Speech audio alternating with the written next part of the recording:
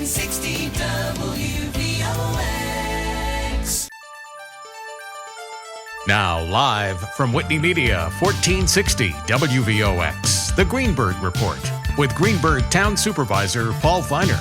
You can join in the conversation at 914-636-0110. Now on 1460 WVOX, here's Greenburgh Town Supervisor Paul Feiner. Hi, my name's Paul Feiner. I'm the Greenburgh Town Supervisor, and my guest is Delia Marx, and she is the founder and leader of a very interesting initiative, the Westchester Cooperative Network.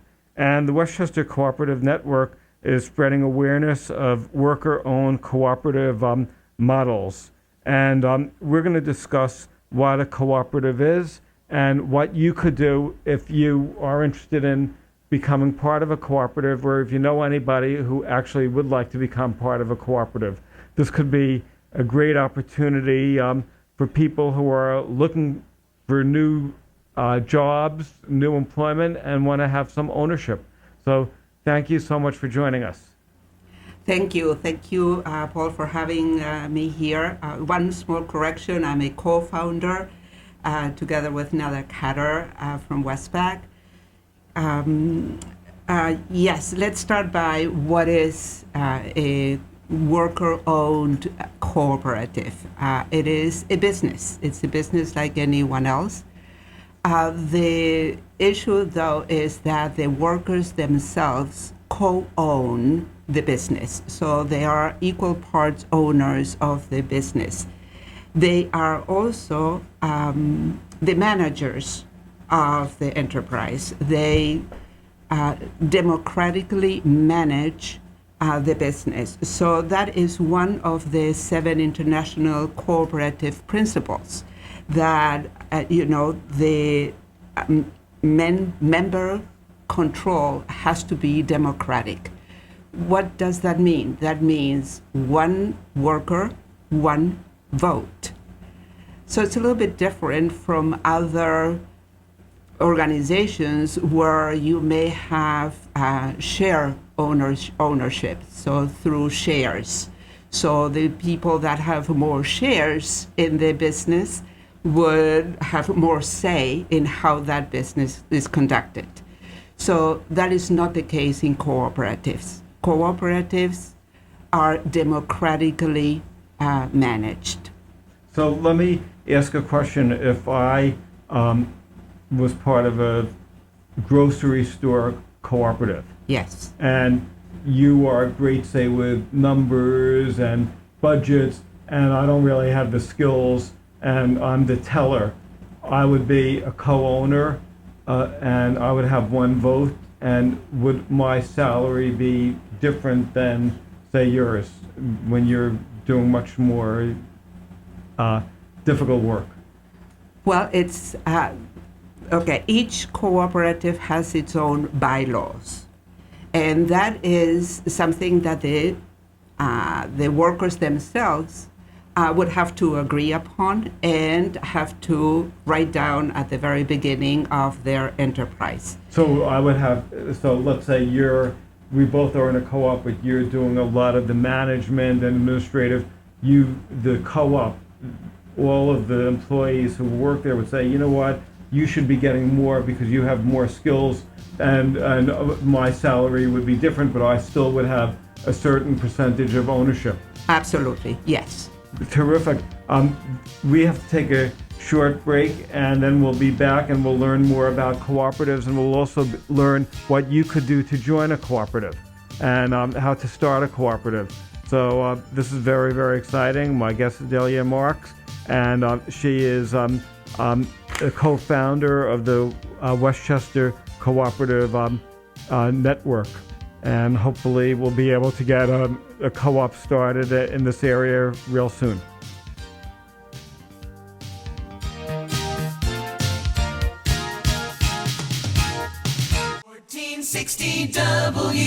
WVOX. Now back to the Greenburgh Report on 1460 WVOX. Once again, here's Greenburgh Town Supervisor Paul Feiner. Hi, I'm Paul Feiner, the Greenburgh Town Supervisor, and we're talking about worker-owned co-ops and getting an introduction to what cooperatives are with Delia Marx.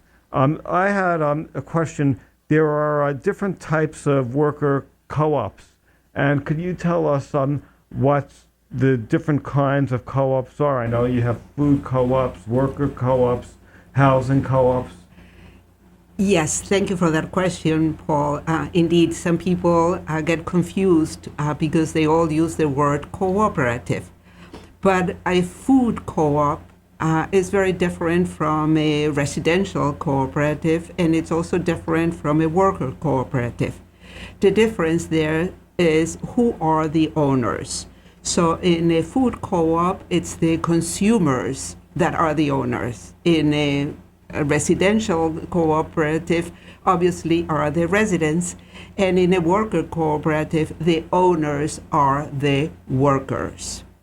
And there's also pillars of a co-op. I think there's 7 cooperative pillars. Yes, that's internationally recognized. There are 7 principles.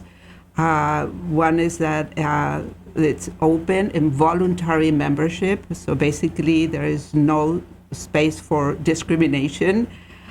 The second one is the democratic member control, which is what I mentioned before, that it's one worker, one vote. Members' economic participation is the third one. So all members need to chip in, either economically, financially, or through work. Autonomy and independence refers to the fact that even if you have a big investor in your cooperative, that doesn't mean that that investor is going to have more say in how the cooperative is managed. So the cooperative is always independent and maintains its independence. Education, training, and information is the next principle that refers to the great opportunities that are available to workers. This is a win-win situation. The cooperative benefits by the further education and training of its workers. And the workers, of course, benefit by learning more about what they're doing, about their business, about the different aspects of their business. Because, let's face it, not everybody knows about accounting or marketing or whatnot. And so as you learn in the cooperative, you improve your skills. And the cooperative, of course, is also benefiting from that. Cooperation among cooperatives, that's another principle that I love, that encourages cooperatives to help one another, to cooperate with one another. And so you have cooperatives of cooperatives that gather and help one another in many aspects, supply, helping. So for instance, in New York City, there's a cooperative that built an application. How do you call these applications? Like when you call it taxi. So you just need a taxi, so you go to that application. The apps, yeah. It's an application. So it's Up and Go is the name of this application. And as a matter of fact, it's being used by a cooperative that is cleaning services. So, people that want to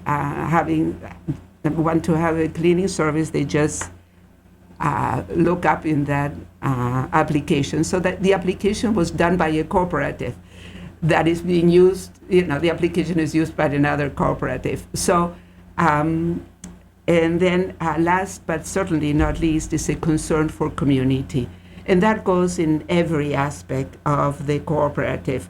So to begin with, most cooperatives are local businesses. And so that's another way that wealth is rooted, excuse me, in the community. 3-minute stations, 3 minutes to your next Fox News 3030. So we have to take a break now? Oh, I just had another question. It seems like the cooperatives remind me a little bit of the old-fashioned kibbutzes in Israel. Is it sort of the same style? Excuse me. I'm not 100% sure about that, but there is an example. A lot of people say that this is not capable of being up to scale, and there is a great example in Spain, in Mondragon. Mondragon is in the Basque area of Spain, and is the entire city that is a cooperative. It's all the businesses are cooperatives, and it's really amazing. You really need to look it up. It's called Mondragon. Oh, that is great. If somebody, before we go on to our next break, if somebody wants to join a cooperative or learn more, how do they do so? You have a website? We have a website that is rich on resources. There are resources that explain basically how to get started. There are videos, there are documents, there are also links to organizations that would provide all kinds of support, financial, training and education, bookkeeping, legal support, of course. And there is a U.S. Federation of Worker Cooperatives that is a national organization.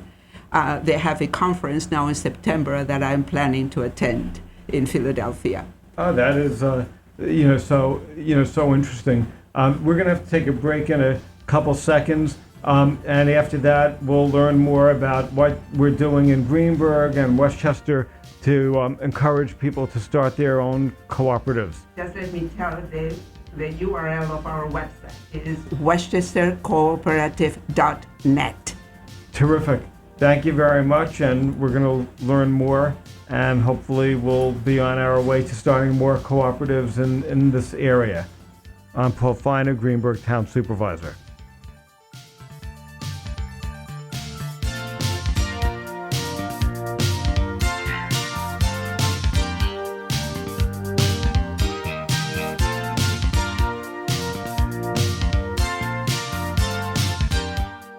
Now back to the Greenburgh Report on 1460 WVOX. Once again, here's Greenburgh Town Supervisor Paul Feiner. Hi, I'm Paul Feiner. I'm the Greenburgh Town Supervisor. My guest is Delia Marx, who is co-founder and board member of the Westchester Cooperative Network.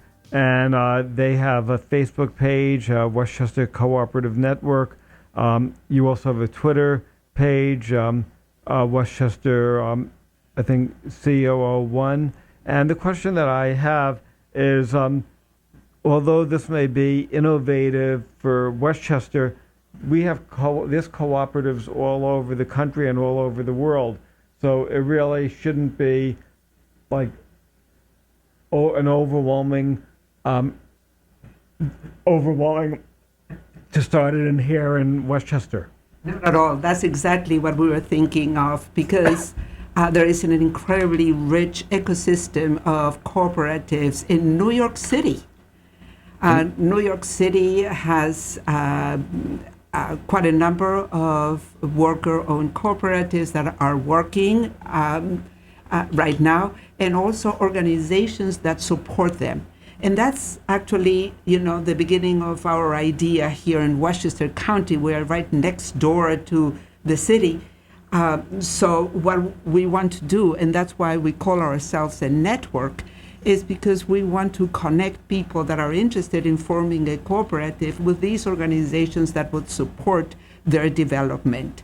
So we are here to guide groups that are interested in forming and starting up a cooperative, and connect them with whatever they need that is available right next door in the city.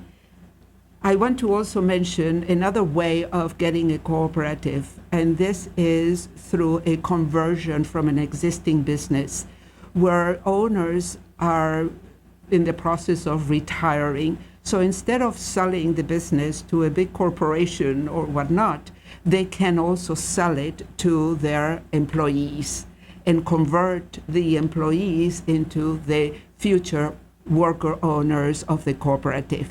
So these are the two models that roughly would get a cooperative going: a conversion from an existing business or a startup. If somebody wants to ask you more questions, how do they reach the cooperative? Well, we can be reached by email at info@westchestercooperative.net or by phone at 914-418-4058. Can you just repeat that again? 914-418-4058. That is great. What are you doing in Westchester? Have you been making progress in the county in terms of getting people to sign up? And what are some of the difficulties and challenges that you found so far? Because everybody likes it, and it takes a lot of work, and it's harder than we thought. Yes, it is harder than we thought. And I think that the main difficulty is that most people don't even know what a worker cooperative is, or that is an alternative. It's actually a very attractive alternative, like Paul was saying, because you really take control of your life. By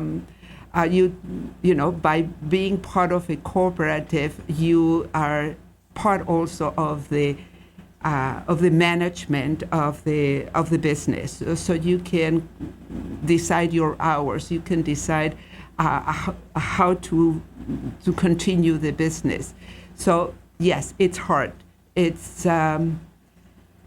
So that's one of the difficulties. Another difficulty is that, believe it or not, it's hard to get along.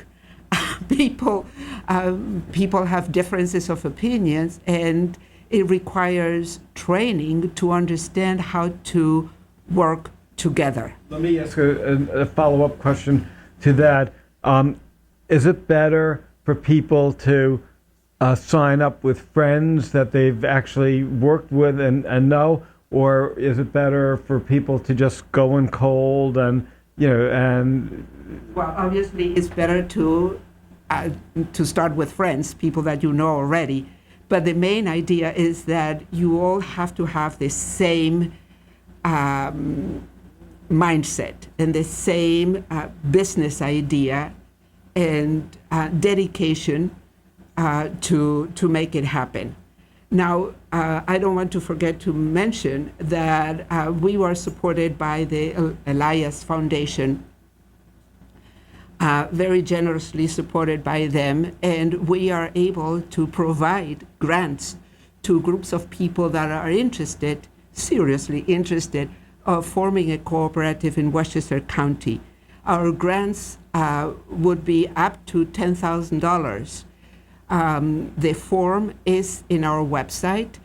You can download the form, see the kind of questions that we ask, that is going to give you an idea of what kind of preparation you need to really get seriously started in this path of being your own boss and the owner of your own business. But people have to realize that if they're going to be doing a co-op and if they're going to get the $10,000 grant, they decide, say they want to open up a grocery store, that the workers, the tellers, and the cleaners who work there, they also have to be part owners and they get a vote.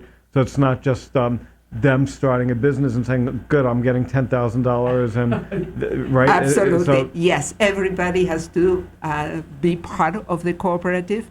And a grocery store is hard, because it requires it requires a specific space, a lot of capital to get started.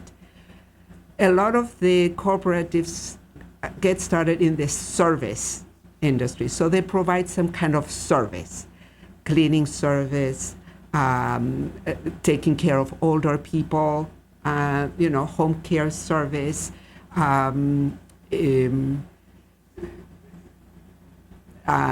gardening services, walking the dog, beauty services, like hairdressers and things or cosmetic. So that's the kind of business that I've seen most frequently get started from scratch. Right. And does the Westchester, does the cooperative network give people ideas as to what type of businesses might work for them and have the best chance of succeeding? You mean marketing? You're right. So we can try to help. And as I said, we are a network. So there are organizations that specialize in that. And so we would try to put them together so that they would help them in developing a marketing plan for their business. That is really great. I mean, this is really a fantastic opportunity for people who also are out of work and they're looking for jobs because it's ideally for them, especially because they would have more time. One of the difficulties that I forgot to mention is that people that are working so hard, sometimes 2 or 3 jobs at a time, they really don't have time to devote to this new, or energy to devote to this new enterprise. So yes, that's one of the difficulties. And yes, people that are unemployed at the moment would be ideal for this. Do you work with any of the groups? I think like they have the RSVP, the Retired Senior Volunteer Corps. You have all these groups that are retirees who help people with businesses. Absolutely, yes. That's one of the organizations that we might connect the groups to. Yes, with mentors. Great. So could you tell us again before the break how people could connect with you? Well, the phone number again is 914-418-4058. The email is info@westchestercooperative.net. The website is westchestercooperative.net. There you can also fill up a form to get in contact with us.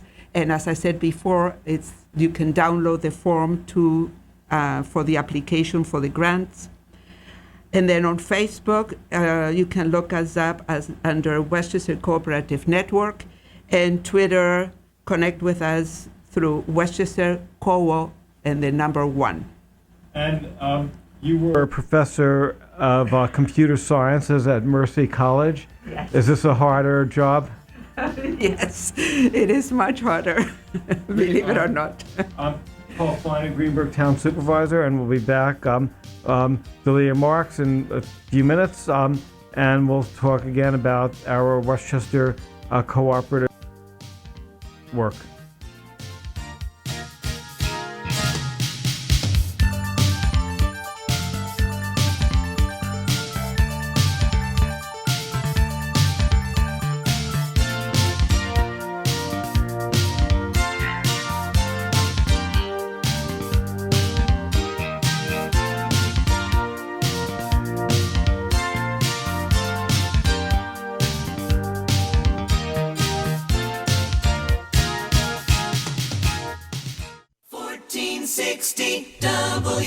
WVOX. Now back to the Greenburgh Report on 1460 WVOX.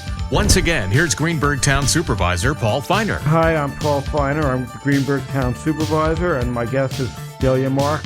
And we're talking about how to set up a co-op and the co-op opportunities. It really is a fantastic opportunity for people who are looking to own a business. They don't want to report to others. They would be equal owners, and they would be making some of the profits.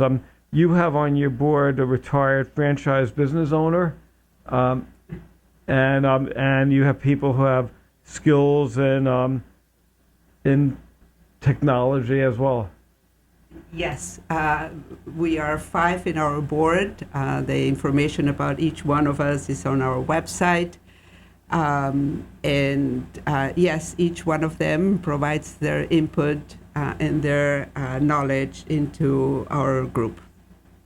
That is great. I was looking at the bio of Gonzalo Cruz. Yeah. Very, very interesting. Somebody who came from Mexico. He arrived in the United States. He realized the labor abuse that immigrants suffered. He sued and recovered more than $1 million for his coworkers. Yes. And now he's part of the co-op. He's part of our board, indeed. He gives us great ideas, especially to reach out to the Spanish-speaking community. I'm sorry. So, yes, I'm sorry. No, I'm very impressed. And you have Jeff Monroe, who's a professional audio-video technician. Yes, and he is based in Mount Vernon. He's part of the Free People's Market, which is another idea that is developing right now, which is bringing food, healthy food, to communities that are lacking it. Right, and Noel Culinary. Yes, she is the retired businesswoman, and she was also an accountant, so she helps us a lot. So it's actually really great that if somebody wants to be set up a co-op, they could take advantage of people who are really smart, who are really successful, who could help them also succeed in life. Absolutely, absolutely. And let's not forget Nada Kader, the co-founder, is also part of our board.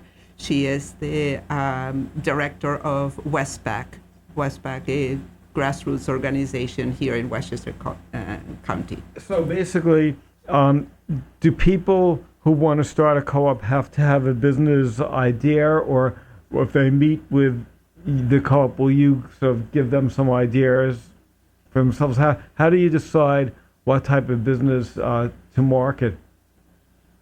Well, as I said before, it would be best, of course, if they have already an idea, and above all, if they have already a particular skill. So say, for instance, hairdressing that I mentioned before. You know, somebody who is working as a hairdresser and wants to put his or her own business, this person already has a skill that comes into the cooperative. As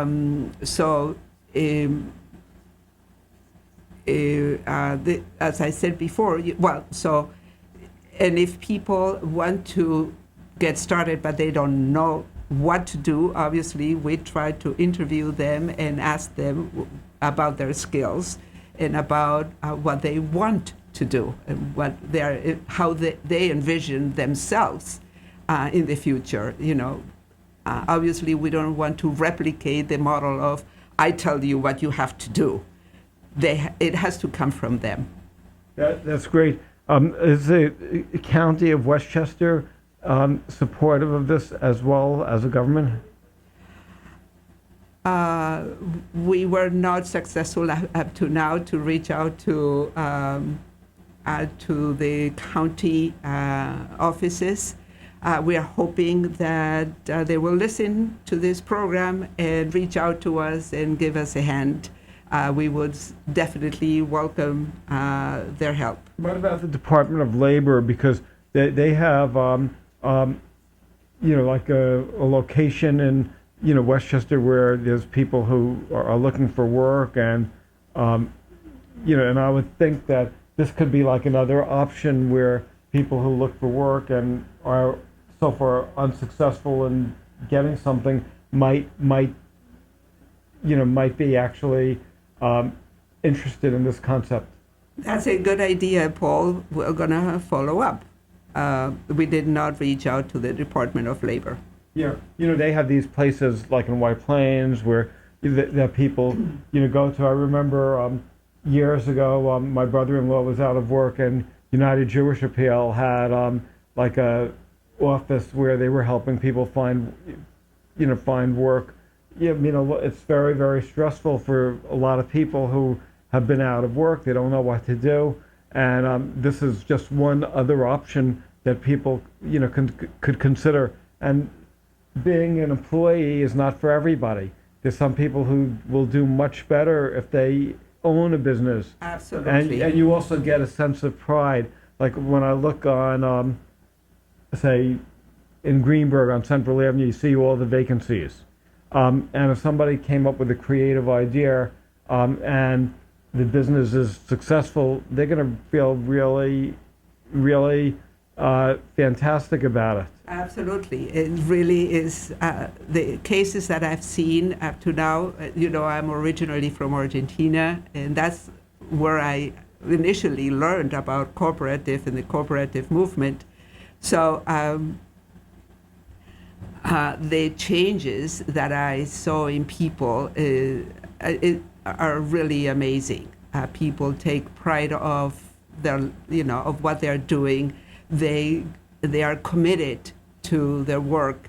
They are committed to really making it successful, making it happen. There's a difference if you basically are working for, say, a food co-op, or if you're working as a seamstress, or you're working as a tailor. When it comes to 5 p.m., if it's a 9-to-5 job, at 4:59 you're running out. Yes. If you own the business and there's somebody at the door, you're going to want to stay because you're going to want them to stay as a customer. So there's a certain amount of... Yes, there is a different kind of commitment and also a different kind of responsibility. And, I was also thinking that for people who may not have gone to college or may not be that academic, a co-op also offers people an opportunity to appreciate the benefits of education. Because I know, say, when I was in school, I went to Fordham. I didn't pay much attention to. We had to take language, so I took Spanish, but I really wasn't that, interested in it. So I really didn't learn as much as I could. Looking back, I would have been so much if I appreciated the value of knowing a second language and what I could have done. Maybe I would have been I would have done better. Or if you're taking a bookkeeping class. Well, but the good thing, precisely the good thing about a cooperative is what I was saying before, that it gives you opportunities to further your education. And to realize the importance of furthering your education, because if you feel that you're actually going to benefit, so if you're taking a computer class and you see that this could actually help your business by giving you the skills you need, then all of a sudden you're going to want to take the computer class. Absolutely. So I think this is really, really great. So I'm going to reach out to BOCES. I'm going to reach out to the Westchester Community College, and I'm going to, and even some of all the schools, Woodlands, all the schools we have in Greenburgh. Yeah, I'm sure that there's some students in each of the schools who would benefit tremendously from a co-op. We really appreciate all the help that you can give us to spread the word about this alternative that is available to all. Great. So we ran out of time. I guess it's Delia Marx, and could you just tell us how they can reach you? 914-418-4058, info@westchestercooperative.net, Facebook, Westchester Cooperative Network, Twitter, Westchester Co. #1, and our website also has a form that you can apply, westchestercooperative.net. I'm Paul Feiner, Greenburgh Town Supervisor. Thanks.